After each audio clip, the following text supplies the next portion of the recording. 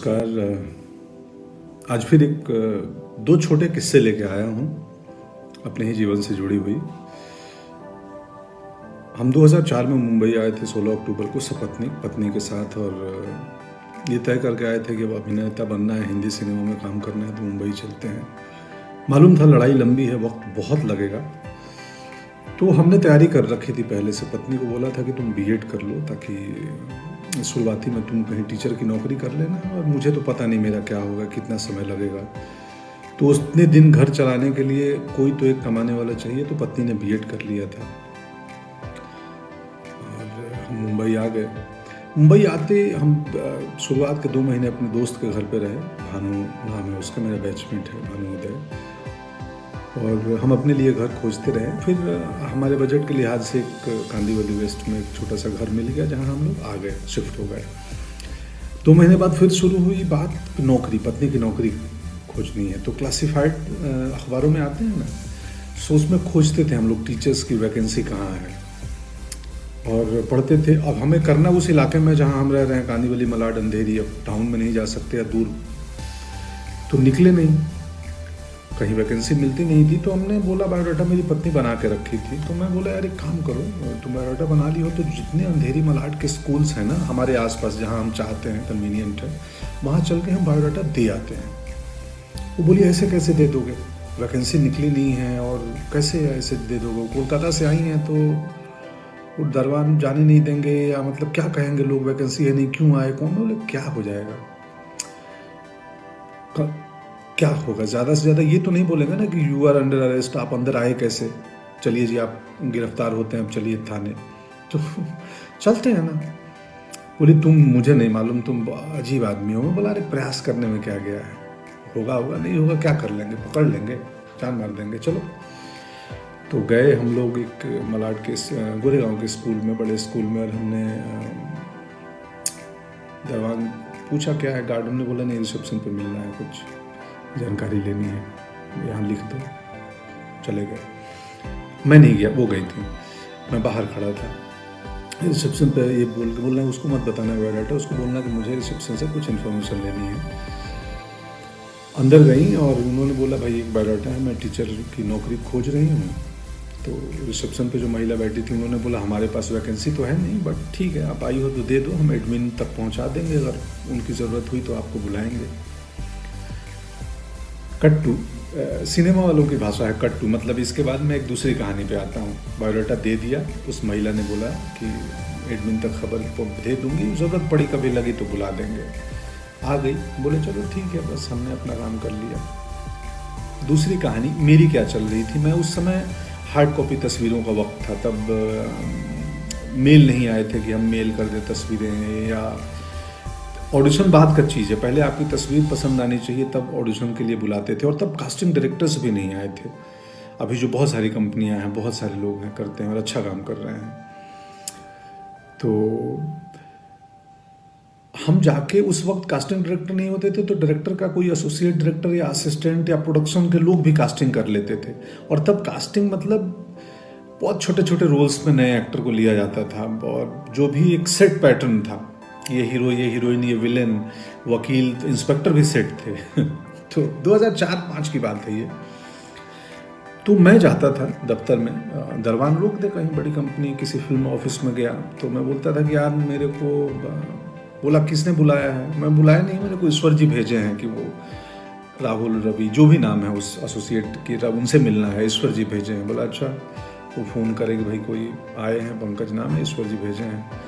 तो बोले अच्छा भेज दो, मिलता हूँ, देखता हूँ कौन। या अंदर पहुँच जाए, छोटा दफ्तर हो, रिसेप्शन तक पहुँच गए सीधे, तो फ्रंट डेस्क पे जो भी रिसेप्शन पे महिला बैठी हैं, जी हाँ क्या। मैं बोला एसोसिएट डायरेक्टर से मिलना है। तो किसने भेजा आपको, कैसे आए हो, क्या है रेफरेंस। तो मैं तो बोलता था वैसे ही आया हूँ, लिफ्ट से आया हूँ अभी बस ऊपर। नहीं यहाँ भेजा किसने है, मैं लोगों वो ईश्वर जी भेजे हैं बोल के उनसे। ईश्वर जी मतलब हाँ बता दो ना उनको, वो जानते हैं। तो ईश्वर जी भेजे हैं, कोई पंकज आया है कास्टिंग वाले, चलो आते।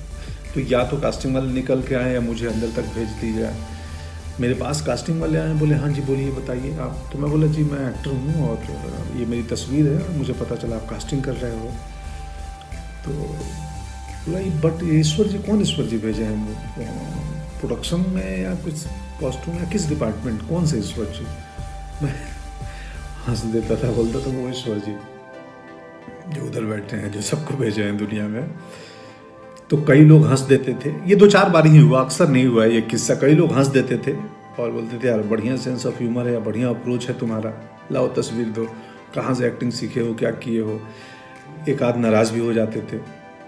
2-4 बार किया था ये। मुझे मेरे दोस्त आज ही फ़ोन आया था दिन में, हेमंत का, तो उन्होंने बताया कि यार तुम याद है तेरे को तो ईश्वर जी बोल के कहीं घुस जाते थे कि ईश्वर जी भेजे हैं। तो याद आया। और हम एक्टर्स को कैसे पता चलती थी कि कास्टिंग कहाँ हो रही है, एक इन्फिनिटी मॉल है अंधेरी में, वहाँ पे बहुत सारे एक्टर्स शाम को बैठते थे और वहाँ इन्फॉर्मेशन एक दूसरे को दी जाती थी। हम इतने वहाँ इकट्ठे होने लगे कि बाद में मॉल के जो सिक्योरिटी मैनेजमेंट सिक्योरिटी वालों ने हमें खदेड़ दिया कि तुम लोग चले जाओ, यहाँ भीड़ नहीं चाहिए। उसमें पूरे हिंदुस्तान के गांव खेड़े से, छोटी जगहों से आए हुए हमारी तरह एक्टर्स थे, बहुत सारे। बाद में सुजान सिंह चौक बन गया, वो भी एक एक्टर हैं सुजान जी। हम बहुत सारे दोस्त थे, हम नाम लूँगा तो 1000 नाम हो जाएंगे जो वहाँ बैठते थे। पत्नी की कहानी पे बायोडाटा दे के चली आई, एडमिन जाएगा। दूसरे दिन कॉल आया कि जी आप आइए, एक इंटरव्यू के लिए प्रिंसिपल ने कॉल किया है। वो गई, इंटरव्यू दी, उनकी नौकरी हो गई, पढ़ाने लगी, हमारा दुकान चल गया।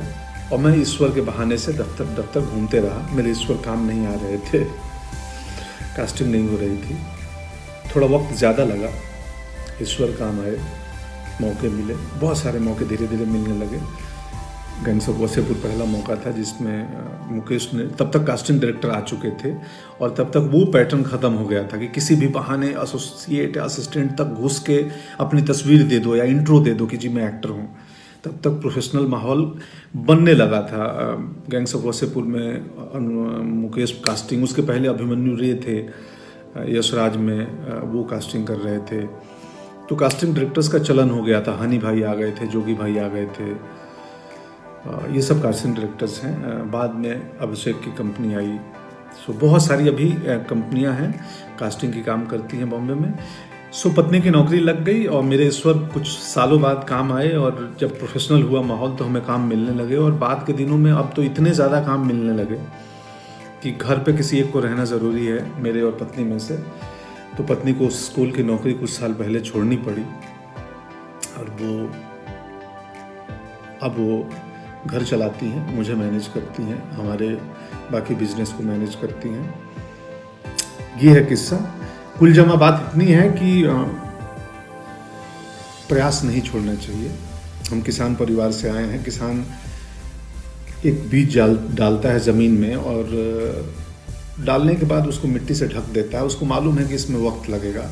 मेरा काम है फेवरेबल कंडीशन देना, इसको वक्त पे पानी देना, वक्त पे धूप देना, खाद देना, आसपास घास आ गए, कचरा आ गया, सफाई करना। ये एक दिन पौधा बनेगा और फिर फैलाएंगे। इसमें धीरज बहुत बड़ी चीज़ होती है। आप जिंदगी में जो काम करना चाहते हो, कोई भी काम छोटा नहीं है, कुछ भी, मतलब आप किसानी में भी कमाल कर सकते हैं, आप कहीं पे भी कर सकते हैं। खैर, शुक्रिया, आज का किस्सा इतना ही। Thank you so much. Corona से डरना नहीं है, लड़ना है। लॉकडाउन को गंभीरता से पालन करें और बाकी उपाय हमें मालूम ही है। हाइजीनिक मेंटेन करें, एक फिजिकल डिस्टेंसिंग मेंटेन करें अगर ज़रूरत हो, एसेंशियल चीज़ों के लिए बाहर निकलना पड़ रहा है तो। और बस यही है। शुक्रिया। आप सबको बहुत सारा प्रेम और स्नेह और